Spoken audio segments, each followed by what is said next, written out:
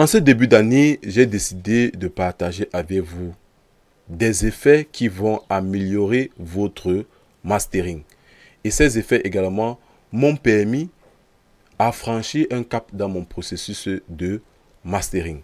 Parce qu'il est vraiment très important que moi, j'apporte une touche particulière à mon mastering et ceci via les différents effets que je vais partager avec vous.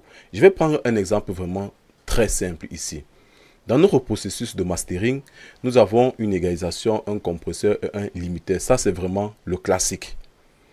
Il y a X individus qui utilisent le Pro Q3, qui utilisent le SSL Compress de Wave et également qui utilisent le Pro L2 de chez Faflitter. Là, c'est sa part de chaîne de mastering. Il y a un individu, Y personne, qui décide également d'utiliser ces mêmes effets en utilisant les effets intégrés à son séquenceur. Les mêmes auront le même rendu, mais les rendus vont être différents dans ce sens où chaque effet a son algorithme et produit quelque chose de différent. C'est pas que ça ne va pas être agréable à écouter, mais ça va faire que chaque personne aura sa touche personnelle. Raison pour laquelle, comme je l'ai dit ici, je vais partager avec vous quelques effets de qualité, vraiment si je peux le dire ainsi, en ce qui concerne l'utilisation de ces effets, parce que ce sont des effets vraiment de qualité qui, entre guillemets, humilent bien le matériel sous forme de logiciel ou alors sous forme de plugin. Et avant d'y en venir, les gars, si vous êtes nouveau sur la chaîne, moi c'est Didier de la chaîne ATA Studio. Nous sommes là pour parler de musique, nous sommes là pour s'entraider. Et si vous êtes nouveau, une fois de plus, je vous invite à vous abonner, à partager, à commenter, à liker et surtout activer la cloche de notification pour ne rater aucune de nos prochaines vidéos. Ces différents gestes vraiment me poussent à vous produire des qualités vraiment agréable et j'essaie entre guillemets de m'améliorer au fur et à mesure. Nous allons directement entrer dans le vif du sujet. L'utilisation d'un effet généralement réside dans différentes situations. Parce qu'il est vraiment très important avant de vous montrer ces effets que moi particulièrement j'utilise. L'utilisation d'un effet nous pousse à l'utiliser au cas où nous sommes confrontés à une situation. Je prends vraiment un cas banal. Vous vous rendez compte que vous êtes en processus de mastering. Vous vous rendez compte que la caisse claire ne sonne pas bien. Ou alors, il y a certains effets qui sont mis trop en avant. Ou alors, la largeur stéréo, elle est vraiment très ouverte ou elle est vraiment très restreinte. Pour ce faire, vous devez utiliser certains effets. Parce que quoi, vous n'avez pas tout le produit, ou alors vous n'avez pas tout le projet à votre disposition. Parce que si vous avez tout le projet à votre disposition, vous allez retourner à votre étape de processus 2. Mixage et régler ce qui ne va pas et revenir maintenant dans votre chaîne de mastering pour pouvoir combler ce vide là. Mais je veux également vous donner un petit conseil pour ceux-là entre guillemets auxquels on file des projets pour pouvoir faire le mastering. Les gars, c'est vrai que nous sommes entre guillemets à la recherche du pognon, mais si vous vous rendez compte que le projet qu'on vous file pour pouvoir faire votre mastering n'est pas de qualité, de grâce, laissez ce projet tomber. Parce que là, vous allez vraiment perdre en réputation. Donc, je vous conseille vraiment de laisser tomber le projet. Dites à la personne que la personne a fait un mauvais mixage et que vous pouvez proposer à cette personne de vous filer le projet dans son entièreté pour pouvoir faire le mastering. Parce que la réputation, elle est vraiment très importante. Ne cherchez pas à entrer en possession des sous, mais la réputation en est vraiment très importante. Moi, particulièrement, lorsque je travaille avec un client, si je me rends compte que ici c'est pas bon, je lui dis que gars, c'est pas bon. Il faut faire ceci, il faut faire cela. Mais si la personne s'entête, je laisse la personne dans son œuvre. Mais ce qui est sûr après, si la personne est vraiment raisonnable, si la personne est vraiment réfléchie, il va dire que tiens, il a raison, on va essayer de modifier ceci. Mais s'il ne peut plus modifier ceci, faites comme le client vous dit sans toutefois vraiment mettre la pression. C'est vraiment très important que vous donniez votre avis sur un projet parce que c'est votre réputation qui est en jeu. Trêve de bavardage, nous allons directement entrer dans le vif du sujet avec ces différents effets. Comme je vous ai dit ici, les effets vraiment s'utilisent dans des situations. Pour ce faire, j'ai décidé d'utiliser maintenant une console analogique de chez Arthur Yamaha particulièrement. J'ai eu à utiliser l'extrême TP de chez Wave. J'ai également utilisé le J36 également de chez Wave, mais j'ai décidé de me retourner sur le TP J36 de chez Arthur parce que vraiment il a sa touche personnelle. Je suis vraiment satisfait du résultat. Et également nous avons le Pro Q3 ici là qui n'est vraiment pas à mettre encore en avant étant donné que nous avons également parlé sur cette chaîne du Pro Q3 qui est vraiment exceptionnel. professionnel. Donc moi, je vais vraiment plus le parler. Maintenant, nous allons toucher le Master 4002 Aura. Moi particulièrement, c'est vrai que j'ai utilisé par le passé le SSL Compress de WEF. Depuis que je suis entré en possession de ce compresseur, vraiment, je ne me lasse pas de l'utiliser dans toutes mes productions musicales. Et avec un sidechain ici, là, avec un flic qui s'en va jusqu'à 2000 kHz.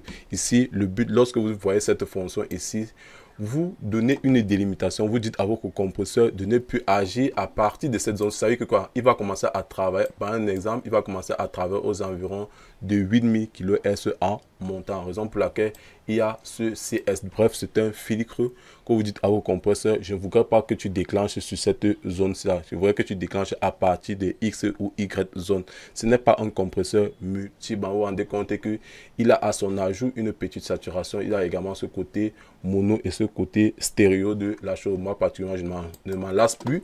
Il y a également l'impact ici qui va se comporter comme l'écran zone shaper. Bien évidemment, si je me rends compte que tu avais une caisse claire ou alors un kick qui n'était vraiment pas mordant, je décide de l'utiliser. Bien évidemment, je vous ai dit ici là que les effets que vous utilisez, c'est en fonction des situations où vous vous trouvez. Je le mets dans ma chaîne de mastering parce qu'il peut arriver que je suis vraiment confronté à ce genre de problème. Donc, je vais utiliser le impact de Ozone.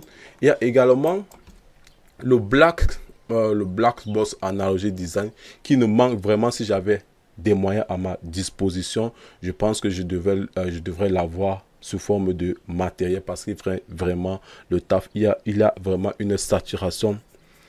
Je ne sais pas vraiment comment vous expliquer, mais lorsque je l'injecte sur ma tranche de mastering, je ne vais pas vous mentir que j'ai un résultat.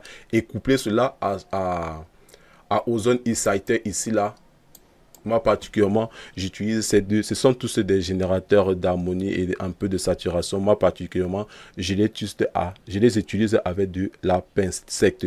Vous vous rendez compte, peut-être, je vais prendre un exemple très simple ici. Lorsque vous êtes en train peut-être de travailler sur une voix auquel vous décidez attribuer deux compresseurs. Et ces compresseurs ont la même fonction, mais il y aura un qui aura un rôle vraiment plus spécifique que l'autre, une tâche vraiment bien spécifique à attribuer, raison pour laquelle moi particulièrement je jumelle ces deux effets une fois de plus. Et après nous avons un imageur, comme je vous ai expliqué ici là, vous pouvez arriver dans une situation où il manque vraiment de stéréo à votre projet, ou alors il en a vraiment trop, vous décidez de réduire ou alors d'augmenter l'image stéréo de votre production.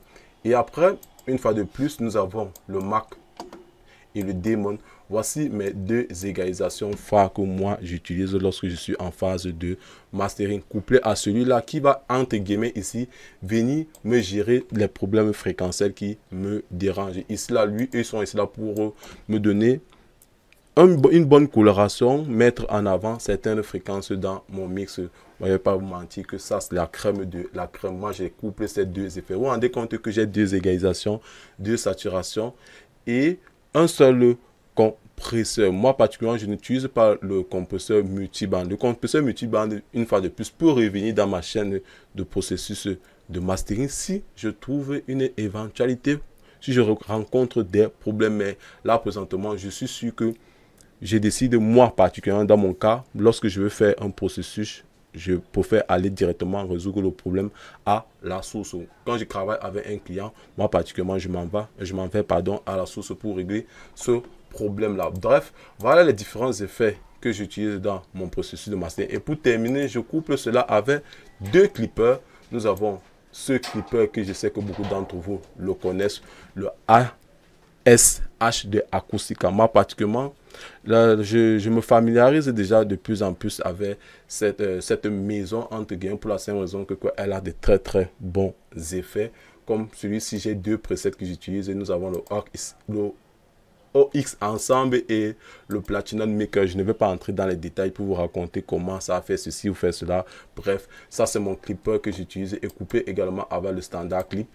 Le but ici de ces deux effets ici va me permettre vraiment d'avoir un son lourd, percutant et de ne dégradant pas le signal. Et je vais terminer avec mon Pro R2 que je ne m'en lasse vraiment pas. Et beaucoup d'entre vous iront jusqu'à dire que non, non, moi particulièrement ce sont des effets que j'utilise. Et également je peux ajouter à cela le maximiseur de zone pour la simple raison que quoi, il y a un soft clipper, il y a également, comment dirait ça, il y a une Opera compression.